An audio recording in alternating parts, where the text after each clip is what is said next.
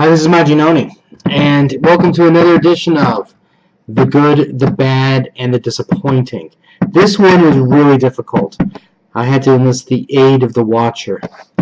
Now, my disclaimer is, this week their books really weren't that horrible. So you may not agree with my bad and disappointing, but I'll be honest, so you gotta pick something. So let's get on with it. First up, Magneto #3 is the good. This book is everything you would hope and dream a Magneto book would be like. Basically what's going on here is Magneto is on the trail of who is making these Sentinels. And due to the events of the last issue, he enters that homeless camp, he finds out what's going on there, he takes out some people, gets the information he needs, and of course S.H.I.E.L.D. is pretty darn quick to disperse that camp.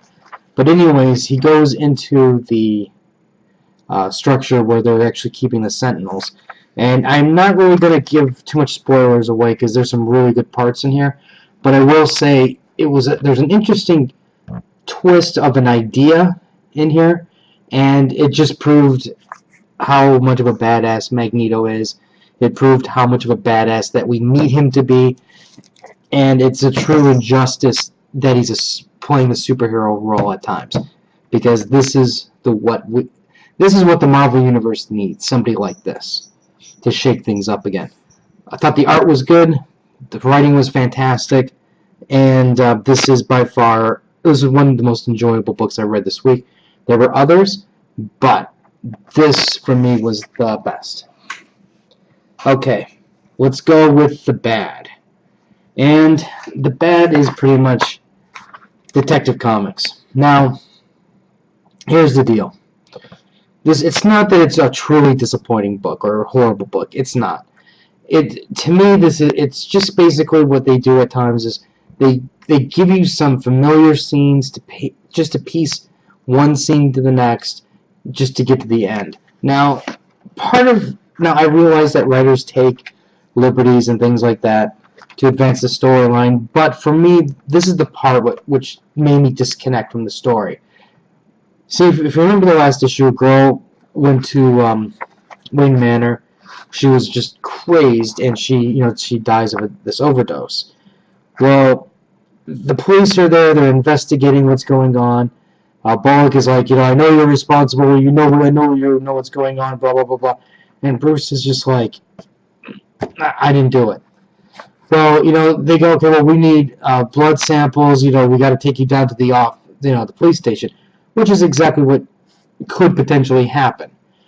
And Bruce is like, oh, don't worry, I'll get you your urine samples, and he leaves. And then they're like, oh, one more thing, Mr. Wayne. Until I clear you as a suspect, do me a favor and keep it local. And Alfred is like, I'll be happy to show him the door, sir. That wouldn't happen. First of all, if Bruce was really going to give the urine sample right then and there, the police would not let him go upstairs alone, unescorted, by himself to get a urine sample. First of all, what is he going to put the urine sample in? A Dixie cup or something and then give it to him? No, they're going to take him down to the lab, and then they're going to do it under their conditions to make sure that no shenanigans happens. So when I got to this part here, that's when I just kind of disconnected from the book, and I really stopped caring. I mean, then later on, there's another scene where he's trying to track down who's dealing with the drug and stuff, and he dresses up and he gets shot point blank in during a drug buy with a shotgun. And I'm like, I don't care if you're wearing a Kevlar vest. That's point blank with a shotgun. Are you kidding me? Your face. I mean, why would you run the risk of your face not getting blown off? It's just like, it's these little tiny things that, yes, the scene looked amazing. Yes, it was an impactful scene.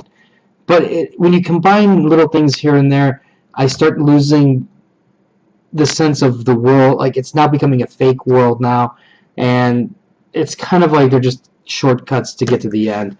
So that's why I'm like, ugh. Okay. The disappointing is Batman Eternal. Now, here's the thing. Part of my disappointment, I have 2 points of disappointment. One is I fully realize that the Falcone thing is a bust. You know, he is not most likely the main villain involved. And in fact, they show you that there's somebody else involved. And there's multiple things that are at work here, which is kind of like what I kind of suspected. Because, I mean, on one hand, I'm going, why are you showing up Falcone? That's really stupid to show the main villain right at the beginning. And on the other hand, it's like you have, what, a year's worth of issues left. Now, the second thing is, and this is a weird disappointment, in that the Batman family is what really is destroyed. And it really comes home right here. Now, part of me, though, is thinking this is the good writing part. Because if you remember way back, the Joker did his Death of the Family. And the Joker effectively killed the Batman family. And then in this issue here, it really hit home. Because Tim Drake is like, well, you know, look what happened. You know, they bring up Damian, they bring up Nightwing, and Red Robin, you know, Tim Drake is like, you know, I really don't want to work with you. I don't want somebody over my shoulder. I do things my way. And he's trying to distance himself from Batman. So that's what I'm saying is, like, that part, I like that theme that they're doing with that, because, you know, ultimately, eventually the family's going to get back together and it's going to be happy days, so to speak. But it's kind of like, it just makes you feel horrible that they can't get along together anymore. And it's something that could be so easily fixed, but, you know, Bruce just doesn't take the effort, and at the same time, everybody is, because Bruce is what he is, everybody else is just kind of like pushing him away, and they're not even giving him the chance. And part of me was hoping that with the New 52, we would see a different side of everything, because this is the type of Batman that was basically being written pre-52, and they were trying to get away from that, at least temporarily, because, you know, that lack of trust, and you know, because he got hypnotized, or not hypnotized, but brainwashed. So they're trying to get away from all that. And then the other thing is, now I'm not saying that the events in this, but all that lack of trust and everything is, of course, leading to Future's End. So I can see the general theme that's going on here, but at the same time, it's kind of like, I hate seeing this, I'm getting tired of hate and getting tired of seeing this Bat family that's really splintered. And for that, it's kind of like, you know, I kind of want to move on with this. I want to see some cooperation to a point. You know, and I really miss, again, the Batman, Tim Drake dynamics that they were working with. I mean, not Tim Drake, I'm sorry, Damian, which they also bring up. But, of course, we have Harper Row coming up. So, if anything, Harper Row is one of the things that are really keeping me in this book to see where everything's going to turn out. Harper Row is also in here. Now, the other thing, what's going on basically is there are people who are kind of figuring out there's stuff that's going on. You know, the cops aren't really investigating the gang war, and so they send some reporters to investigate. So there are some things that are wheels are in motion. There's also these nanobots that are coming out of nowhere, and we'll see where that leads. So, because that's what I mean. I have a feeling that there's going to be a lot of people who are really not going to really agree with this part, but I'll be honest. You know, this. I mean, there could have been some other clunkers, but I've read enough for today, and I can't really read any of the other ones. Which I have a feeling, like Batman and the other. I'm sorry, Aquaman and the others. That looked like a clunker to me. Anyways, if you have any comments or questions, let me know. Like, share, Facebook Crunchyroll, reviews down there, and in that comment box thingy, not the comment box, but the box.